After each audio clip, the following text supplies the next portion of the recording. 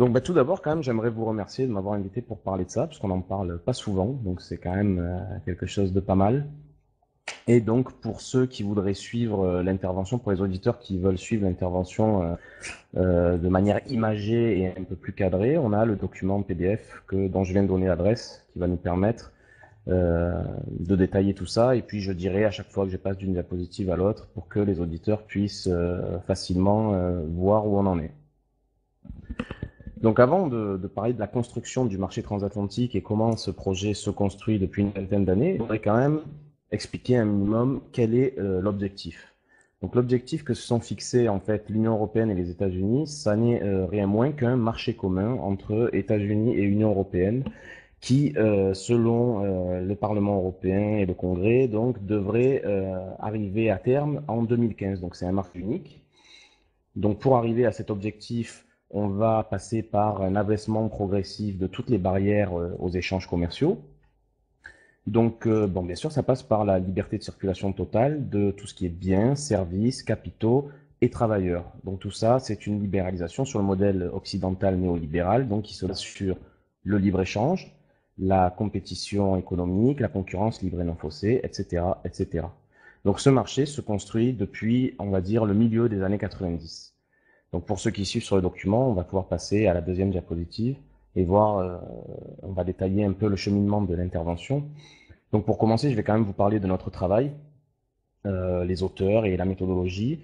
Puis on va rentrer dans le vif du sujet en détaillant les grands acteurs et les textes forts, les textes institutionnels qui fondent ce marché transatlantique. On va ensuite parler de quelque chose qui est spécifique à la gouvernance européenne et transatlantique qui s'appelle les dialogues transatlantiques, qui sont en fait des instances de dialogue et de production de recommandations, ce qu'on appelle dans le langage courant des lobbies. Ensuite, on essaiera de voir quel est le point de vue quand même de nos représentants, entre guillemets, donc du Parlement européen, de quel côté il se place et quel est son point de vue. Et enfin, on va essayer de comprendre que sous ces aspects techniques et technocratiques, ce marché transatlantique se place dans des fondations idéologiques qui sont anciennes et a une vocation à, disons, pour le moins orienter la gouvernance mondiale. On pourra ensuite voir la bibliographie, donc toute la littérature qui permet de travailler là-dessus. Et ensuite, je vous dirai brièvement où est-ce que vous pouvez nous retrouver pour nous lire et pour lire le travail qu'on a fait là-dessus. Donc on peut passer à la diapositive numéro 3. Donc c'est à propos de notre travail.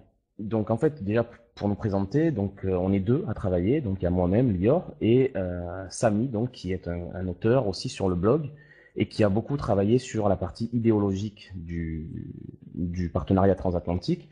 Donc Samy, donc que je salue bien sûr amicalement, qui n'est pas là ce soir, mais à qui on pense, qui est franchement, alors ça c'est peut-être un peu, enfin comment dire, un peu orgueilleux, mais Samy, à mes yeux, c'est quand même un futur Pierre Hillard, donc je le notifie, c'est important. Euh, il est vraiment sourcé, il donne toutes les sources qu'il faut au moment pour appuyer ce qu'il avance, donc c'est quand même bien. Donc je rappelle quand même qu'on n'est pas juriste, on n'est pas député, on n'est rien, on est des simples citoyens. Moi je suis informaticien et encore à l'université, donc quand même, si vous voulez forcément faire confiance à tout ce qu'on vous dit, vous avez raison, il faudra aller travailler vous-même sur les sources et essayer de vous faire votre propre opinion.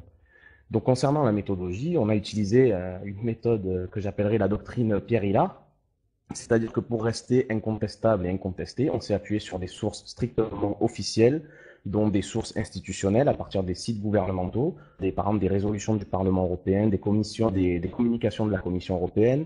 On s'est appuyé sur des sources officielles, donc des publications de lobbies, d'instituts, de think tanks, ce que vous connaissez bien. Et enfin, on s'est appuyé sur de la littérature spécialisée, donc on pourra détailler lors du chapitre bibliographie.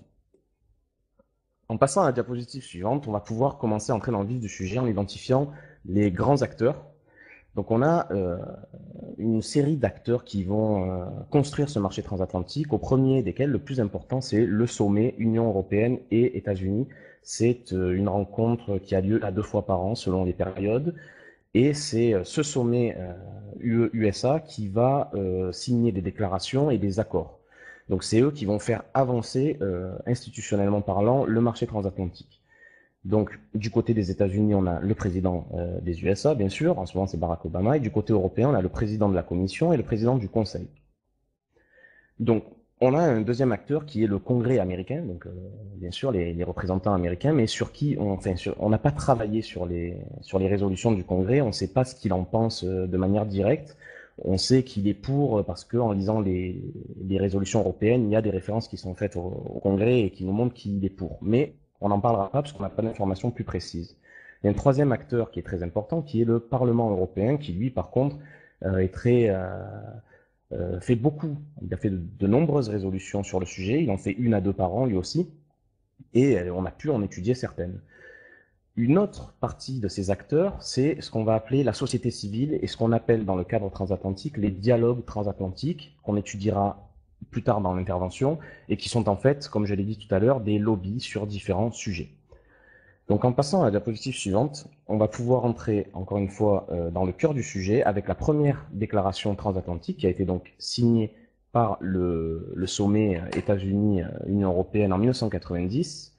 Et bon, alors pour rappeler le contexte, c'est la chute de l'Union soviétique, la réunification allemande, donc on a toutes les républiques soviétiques de l'Est, il va falloir voir qu'est-ce qu'on fait, il y a un effondrement géopolitique et il va falloir gérer ça. Donc, la première chose qu'on fait, c'est qu'on déclare officiellement dans cette déclaration transatlantique qu'on veut approfondir la coopération et la solidarité entre l'Union européenne et les États-Unis.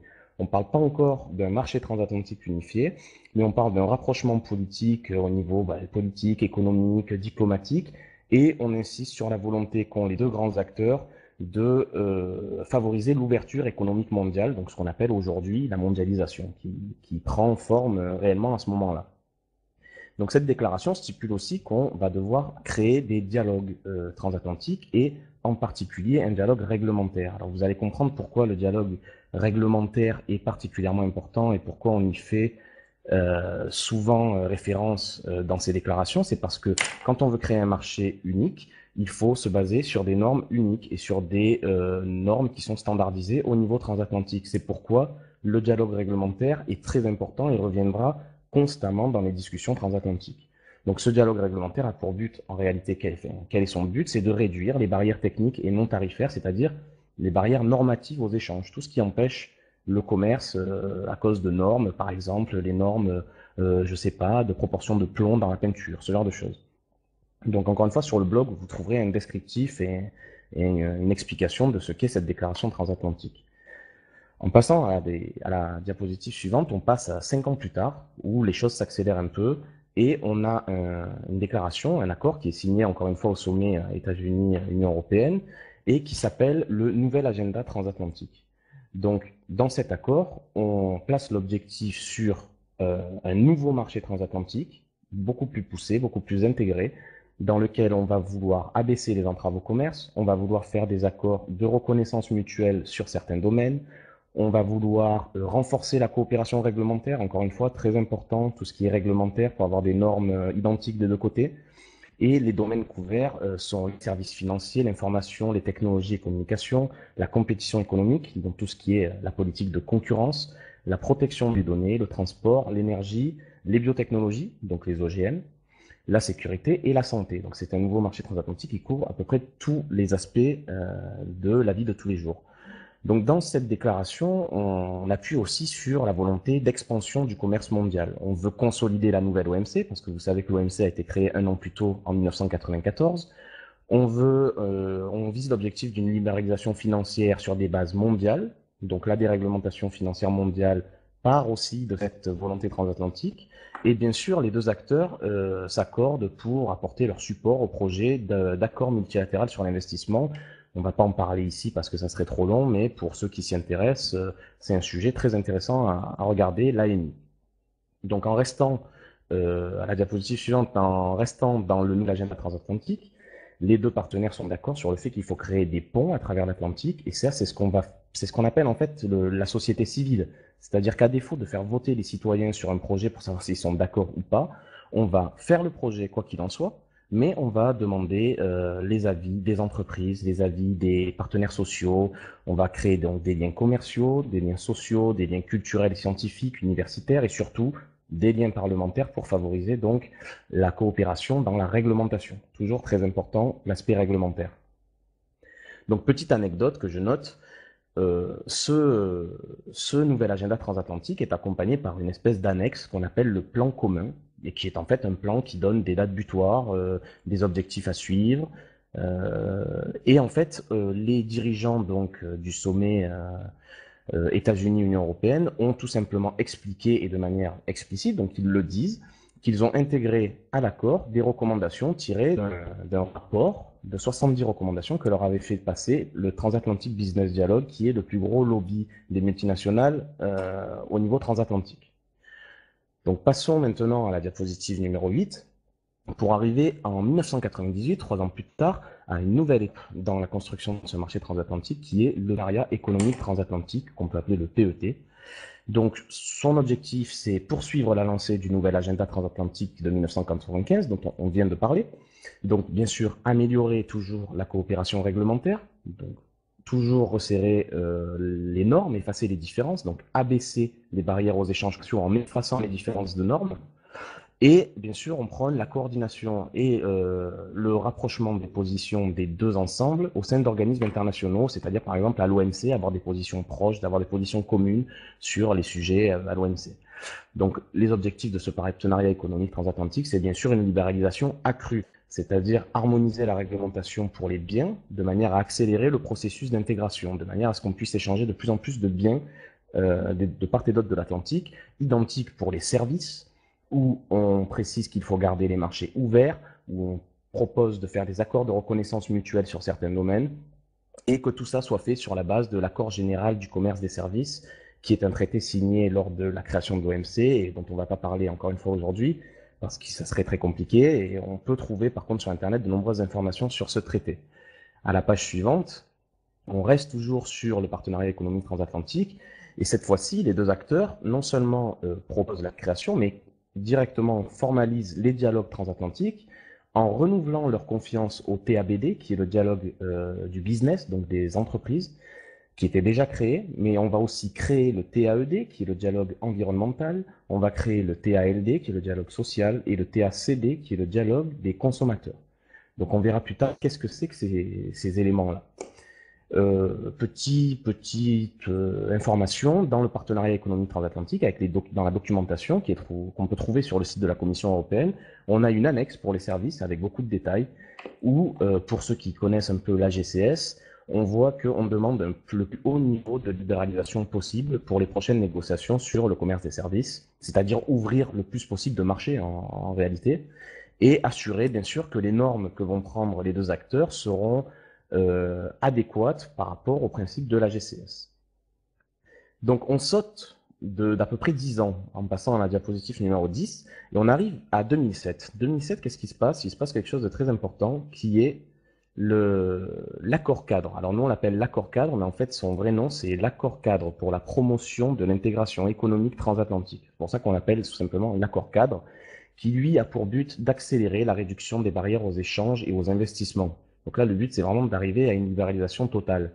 Donc, on dit que l'économie est et doit rester à l'avant-garde de la mondialisation et qu'elle doit orienter cette mondialisation sur des valeurs communes. Les valeurs communes qui sont les valeurs de l'Union européenne et des États-Unis, qui sont la libre entreprise, le libre-échange, la compétition et aussi, ça fait pas de mal, la protection de la santé, de la sécurité et de l'environnement. On verra tout à l'heure comment l'environnement est pris en compte au sein des structures transatlantiques. Quand on passe donc diapositive 11, on reste au niveau de l'accord cadre de 2007, qui a pour but, on le voit, d'approfondir l'intégration économique en supprimant les barrières aux échanges, toutes celles qu'on peut, en faisant une réduction des réglementations, celles qui sont différentes. Il va falloir réduire les réglementations pour arriver à un seuil commun. Et on veut harmoniser les législations de part et d'autre de l'Atlantique sur, par exemple, les droits de propriété intellectuelle, les investissements, comment ça fonctionne, et les marchés financiers. Et on demande aussi un renforcement du secteur privé. Dans cet accord cadre, on a un bijou. C'est comme ça que l'ont appelé les Américains dans une note de Wikileaks. C'est le bijou de Madame Angela Merkel qui crée le Conseil économique transatlantique, donc qui est le premier organisme gouvernemental donc à être créé pour superviser l'intégration économique et produire des recommandations. Donc en fait, il va donner des dates butoirs avec des réglementations à supprimer ou à abaisser. Il va donner un peu les orientations. Petite information aussi comme ça, le Conseil économique transatlantique a aussi pour but de restreindre les envies de protectionnisme de part et d'autre de l'Atlantique. Donc on voit à quel point il a restreint ça avec les États-Unis, il a bien réussi. Donc, en passant maintenant à la diapositive suivante, on va quand même faire une petite conclusion de cette première partie sur les textes. Donc, qu'est-ce qu'on comprend? On comprend que les déclarations sont allées crescendo, qu'elles ont commencé par, sans parler de marché transatlantique unifié, elles ont commencé en parlant tout simplement d'amélioration de la coopération et de la solidarité, puis petit à petit, de déclaration en déclaration, on passe de plus en plus vers justement cette volonté de marché unifié, jusqu'à l'accord cadre où là, effectivement, c'est l'objectif suprême, c'est le marché unique Union européenne, États-Unis. Donc on voit aussi surtout qu'on fait souvent référence à ce qu'on appelle les dialogues transatlantiques. Donc ce qui serait bien maintenant, c'est d'expliquer qu'est-ce que c'est que ces dialogues transatlantiques. Donc il y en a 5, dont le plus puissant, bien sûr, est le Transatlantic Business Dialogue. Donc c'est pour le dialogue des entreprises. Le TACD, qui est le deuxième plus puissant, qui est le dialogue des consommateurs. Le TAED, qui est le dialogue environnemental. Le TALD, qui est le dialogue social. Et le TLD, qui est très important aussi, qui est le dialogue parlementaire, donc réglementaire. Donc passons à la diapositive 13, on entre dans le vif du sujet en parlant du Transatlantic Business Dialogue, qui lui est le dialogue des entreprises et qui représente une centaine de multinationales de part et d'autre de l'Atlantique. Il a été créé en 1995 par le secrétaire d'État au commerce Ron Brown du côté américain et les commissaires Léon Brittan, un Britannique, et Martin Bangemann, un Allemand. Donc ces trois personnalités ont voulu, comment dire, impulser une demande au niveau des entreprises transatlantiques et avec l'aide de Xerox et de Goldman Sachs, on pourra expliquer, c'est rocambolesque, comment ils ont créé ce lobby. Ils ont réussi à obtenir que des entreprises, des grandes entreprises se réunissent pour parler exclusivement du domaine transatlantique et de donner des recommandations. Donc le but de ce dialogue des entreprises, qui est en fait simplement un lobby, qui a un site officiel qui est tabd.com, c'est de donner des recommandations à chaque sommet entre l'Union européenne et les États-Unis sur ce que veulent les multinationales. Et donc, ce lobby a un rôle officiel, c'est-à-dire qu'il entre réellement dans la politique, il a un rôle officiel auprès du Conseil économique transatlantique créé en 2007. Donc, ils peuvent encore une fois produire et donner les recommandations au Conseil économique transatlantique. C'est le lobby le plus puissant au niveau transatlantique, ça c'est sûr. Maintenant, passons au Transatlantic Consumer Dialogue, qui lui a été lancé en septembre 1998 pour répondre aux engagements pris dans le PET. Il regroupe environ 175 organisations de défense de consommateurs, dont du côté européen, je crois, UFC Que Choisir, par exemple, qu'on connaît. Il est presque aussi influent que le TABD, le dialogue des entreprises, et il a lui aussi un rôle officiel auprès du Conseil économique transatlantique. Donc lui aussi est assez influent, on va dire. Maintenant, on peut passer à la diapositive 15, à la blague sur l'environnement. Donc c'est le dialogue de l'environnement, ce qu'on appelle le TAED, qui a été lancé en 1999, lui aussi pour répondre aux engagements pris dans le partenariat économique transatlantique, et qui est mort même pas un an après, en l'an 2000. Donc il regroupait des ONG de défense de l'environnement. Il a été très peu actif et il est mort par manque de financement. On pourra essayer d'expliquer pourquoi, parce que c'est intéressant. Et on a très peu d'informations, il n'y a plus de site web, donc il y a vraiment, on ne sait pas du tout de nos jours ce que ça a donné. On continue avec le Transatlantic Labour Dialogue, qui lui représente en fait les partenaires sociaux et est censé regrouper les organisations syndicales de part et d'autre. On a aussi très peu d'informations, il est très peu actif. Et alors, pour montrer à quel point il n'a aucun, enfin, pour montrer à quel point il pèse rien, c'est qu'il n'a aucun rôle officiel auprès du Conseil économique transatlantique. C'est-à-dire qu'officiellement, ce qu'il a à dire, on s'en fout. Il peut parler, il peut dire ce qu'il veut, mais ce qu'il a à dire, ça ne rentre pas dans le cadre de la procédure. Alors ça s'améliore puisqu'il a été invité dernièrement aux réunions du Conseil économique transatlantique. Alors ça s'améliore. À la dernière réunion, ils ont invité les syndicats à participer, mais ils ont lancé l'invitation 2 jours avant la réunion. Donc ça c'est Ricardo Cherenti et Bruno Poncelet qui nous apprennent dans leur bouquin sur le marché transatlantique. Donc 2 jours avant, vous comprenez bien que pour une réunion de cette ampleur, c'est impossible. Et enfin, on passe au dialogue, un des dialogues les plus importants, qui est le TLD, le Transatlantic Legislator Dialogue, et qui est le dialogue entre les parlementaires de part et d'autre de l'Atlantique. Donc c'est un dialogue interparlementaire qui existe quand même depuis 1972, il ne s'appelait pas le TLD, mais il y a toujours eu des rencontres, des délégations, des parlements de part et d'autre qui se sont rencontrés. Et pour répondre encore une fois au partenariat économique transatlantique de 1998, en 1999, pour resserrer la coopération réglementaire, on lance le dialogue transatlantique des législateurs, qui se réunit en sommet biannuel et dont l'objectif est la réduction des différences réglementaires et des échanges de points de vue sur les différents sujets. On note tout de même que dans certaines résolutions du Parlement européen, dont par exemple la résolution du 5 juin 2008, les parlementaires européens font la demande de ce que ce TLD, cette instance de dialogue, devienne une véritable assemblée transatlantique.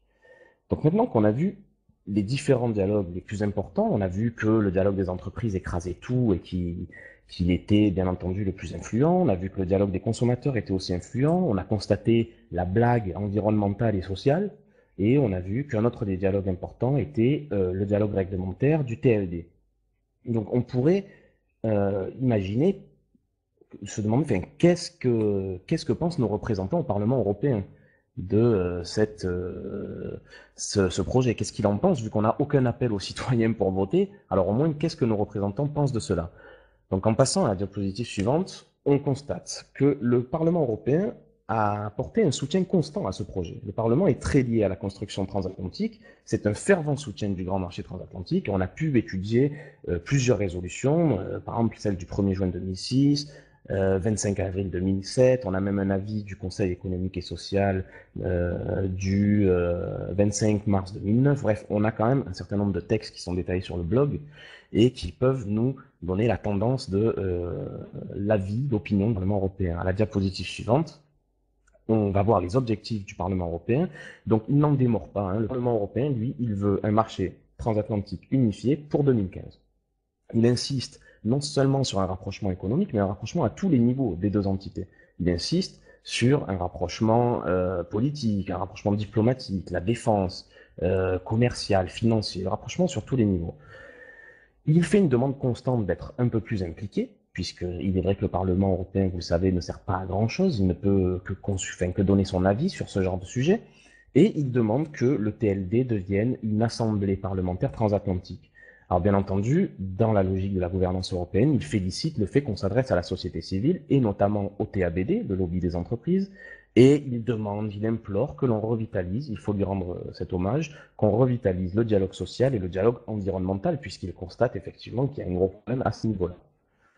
Donc ce qui est intéressant, on va essayer de voir ça ensemble, ce qui est intéressant, c'est aussi de voir les rapports de force au sein du Parlement européen concernant ce projet. On pourrait se demander, après tout, est-ce que c'est un rapport de force qui est minime, c'est-à-dire une petite majorité, ou est-ce que c'est une majorité écrasante de soutien à ce projet? Du côté du Parlement européen, on constate, quand on regarde la répartition d'un vote, par exemple, là on a pris le vote du 5 juin 2008, que 86% du Parlement européen est d'accord avec ce projet et seulement 10% le rejette. Quand on va à la diapositive numéro 21, on peut voir la décomposition du vote pour et du vote contre. Et on se rend compte que, bon, ça c'est normal, la majorité du pour est causée du Parti socialiste européen et du PPE, c'est normal puisque ce sont les deux partis dominants, mais aussi les libéraux et les verts qui font en fait que ce projet arrive à avancer. Par contre, dans les contres, on se rend compte qu'on a la gauche unitaire européenne, c'est-à-dire en fait les partis communistes, le Front de gauche, ce genre de choses, et on a aussi parfois le PPE, donc la partie de droite, et on a bien sûr les indépendants, desquels font partie par exemple le Front National ou l'UKIP de Nigel Farage. En passant à la page 22, on voit encore une deuxième résolution, celle du 26 mars 2009, qui a été votée, celle-ci, à 89%. C'est-à-dire qu'en gros, 9 députés sur 10 au Parlement européen étaient pour. Seulement 9% étaient contre. Et au niveau des répartitions du pour et du contre, on reste dans les mêmes choses, c'est-à-dire que c'est une majorité de socialistes et de représentants de la droite qui ont voté pour, et c'est une minorité d'indépendants et d'extrême gauche qui ont voté contre, mais ils n'ont pas réussi. Donc juste pour vous donner une petite idée, là on vient de parler de deux résolutions, qu'est-ce que ça concerne? Alors par exemple dans la résolution du 5 juin 2008, on a le Parlement qui demande une approche commune vis-à-vis de la Chine et du Brésil, qui demande de redéfinir un partenariat plus fort entre Union européenne et OTAN, qui demande un nouvel accord sur le nouvel agenda transatlantique, qui demande d'être transformé en assemblée transatlantique. Dans la résolution du 26 mars 2009, on n'est pas en reste puisqu'on demande encore un nouvel accord de partenariat pour 2012. On demande que le Conseil économique transatlantique prenne en compte les partenaires sociaux, ça c'est très bien, et que ce Conseil économique transatlantique soit aussi utilisé pour surmonter les obstacles à l'intégration économique et réaliser un marché transatlantique unifié d'ici à 2015. Donc on a vu que le Parlement européen apportait un soutien constant à ce projet, et non seulement un soutien, mais un soutien massif, avec des majorités, comme on pourrait dire, des majorités soviétiques. Maintenant, il faudrait comprendre, et là c'est la partie intéressante du marché transatlantique et donc de tout ce projet, c'est la partie idéologique. Comprendre que ça n'est pas un projet qui date, qui remonte à 20 ans et qui est purement technique et commercial et économique. Ce projet, il s'ancre, qu'on le veuille ou non, dans une certaine idéologie et qui remonte, qui a été formalisée avant-guerre. On va passer donc à la diapositive suivante. Essayer de comprendre les fondations idéologiques anciennes.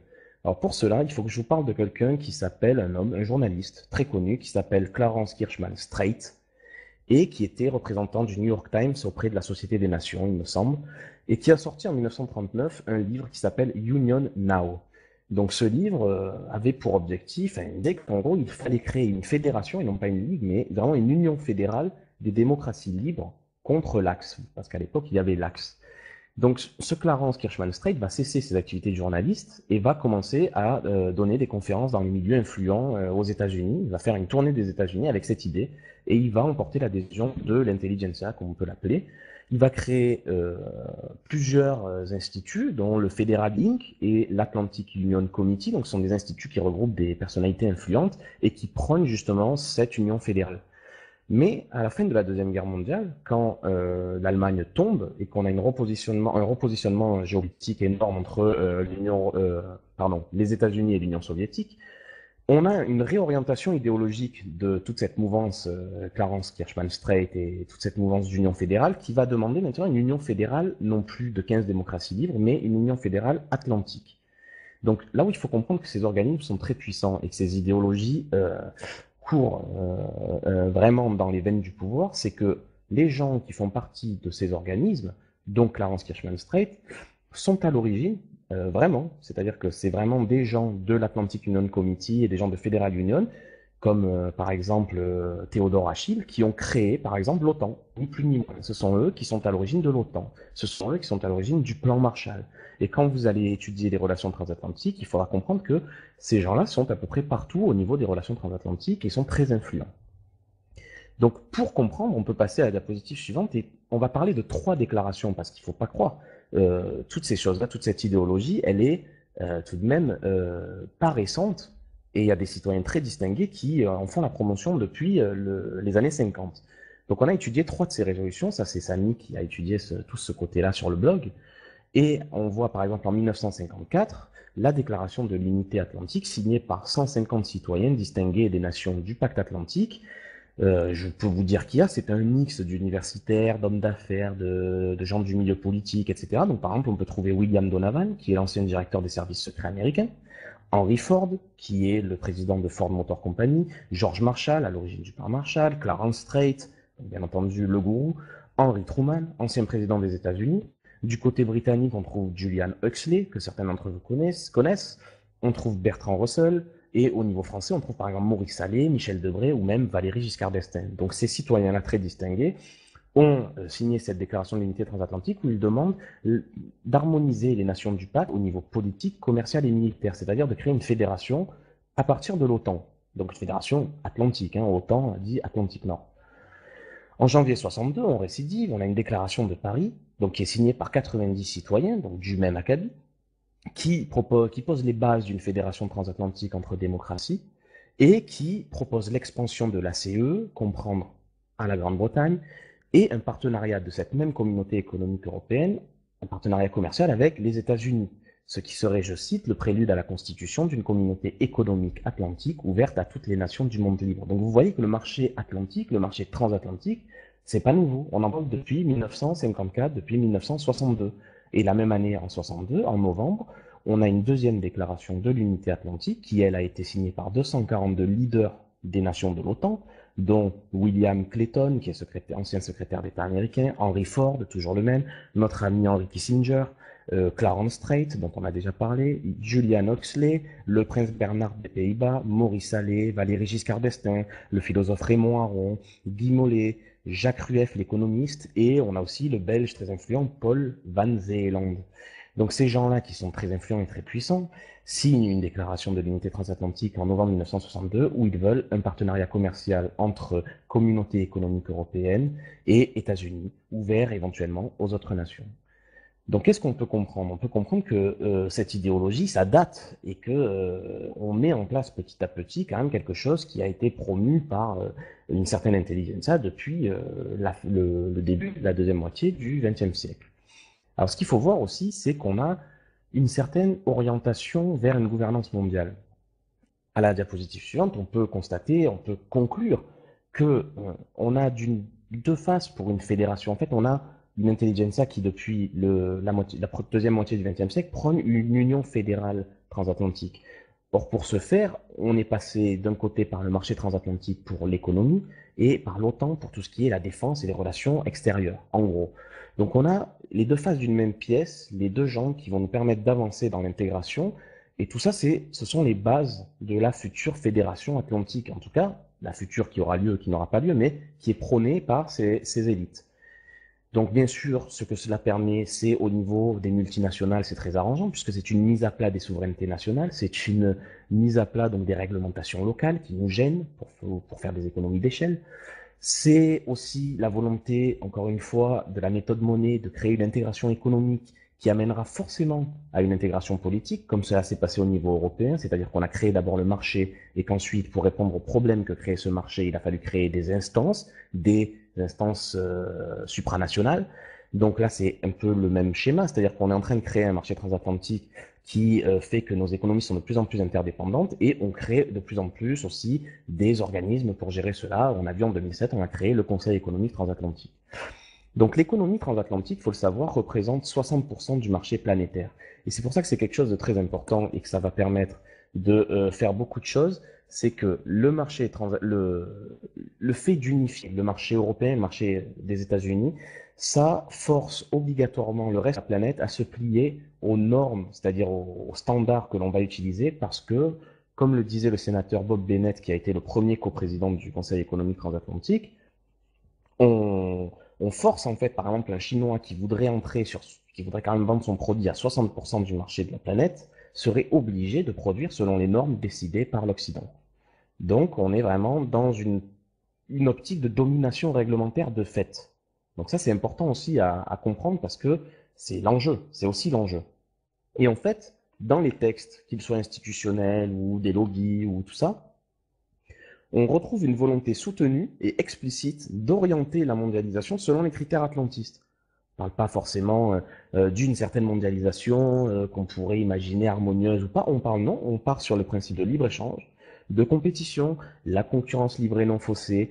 On explique beaucoup qu'on veut propager le principe de marché. Donc voilà, on a quand même une certaine orientation, moi que j'appellerais atlantiste, de cette mondialisation, et donc on a une volonté de l'orienter de cette manière-là. Donc maintenant qu'on a vu les idéologies, je pense qu'on arrive à la fin. Et à la diapositive 27, on a une conclusion. Une conclusion à tirer, c'est que le marché transatlantique, c'est une construction, bon, tout d'abord, bien sûr, d'essence néolibérale, donc libre-échange, compétition, concurrence, enfin, vraiment le type de construction qu'on a eu en Europe, par exemple, qui est donc cette construction est officiellement récente, mais on se rend compte qu'elle est idéologiquement très ancienne. C'est une construction qui est soutenue mordicus par le Parlement européen, qui demande quand même à être plus impliqué, qui propose la création d'une assemblée transatlantique avec ses homologues américains pour gérer tout ça au niveau transatlantique. C'est une construction qui est aussi largement promue et initiée par les milieux d'affaires, notamment par le lobby transatlantique des entreprises qui est le TABD et par le lobby du Transatlantic Policy Network, dont on pourrait parler après. Et c'est une construction qui est malheureusement profondément antidémocratique. Il n'y a aucun choix qui est laissé au peuple et aucune information qui transparaît dans les grands médias, si ce n'est par petites touches. Donc, j'aimerais quand même aussi orienter l'auditeur ou le lecteur vers une certaine bibliographie. Il faut savoir qu'on peut trouver des gens qui en parlent. On peut trouver ça dans les bouquins de Pierre Hillard. On peut trouver ça dans le bouquin de Riccardo Ferrenti et Bruno Poncelet, qui sont deux journalistes qui ont écrit le premier, enfin c'est pas des journalistes, je sais pas en fait, c'est des chercheurs ou des journalistes, mais qui ont écrit le premier bouquin spécialement du transatlantique. Il y a Raoul Marc Génard aussi, qui a écrit dans son bouquin Europe, la trahison des élites, qui a écrit sur le marché transatlantique. On peut lire Florence Autré, qui est bon, elle est pro-européenne, c'est une européiste, mais ça n'enlève une analyse qui est tout à fait intéressante et qui parle des lobbies et de la lobbycratie à Bruxelles, et notamment comment l'Amérique s'est installée à Bruxelles dans son livre L'Amérique à Bruxelles.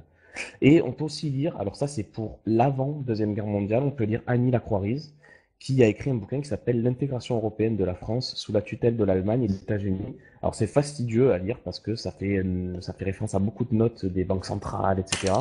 Mais c'est quand même super intéressant. Et on a aussi enfin l'excellent, le magnifique bouquin de Europe Inc. Comment les multinationales construisent l'Europe et l'économie mondiale. Donc voilà, moi j'ai terminé mon intervention. Pour nous retrouver, parce que vous pouvez retrouver tout le travail qui a été, si vous voulez la résumer ici, vous pouvez le retrouver sur le blog de la théorie du tout, sur www.théorie-du-tout.fr. Et là, vous trouverez toutes les rubriques, chroniques transatlantiques, sur les institutions, les idéologies, les billets d'humeur, etc., etc. Je vous remercie. Et là, ben, si Anthony vous passe au niveau des questions, moi ça me pose pas de problème.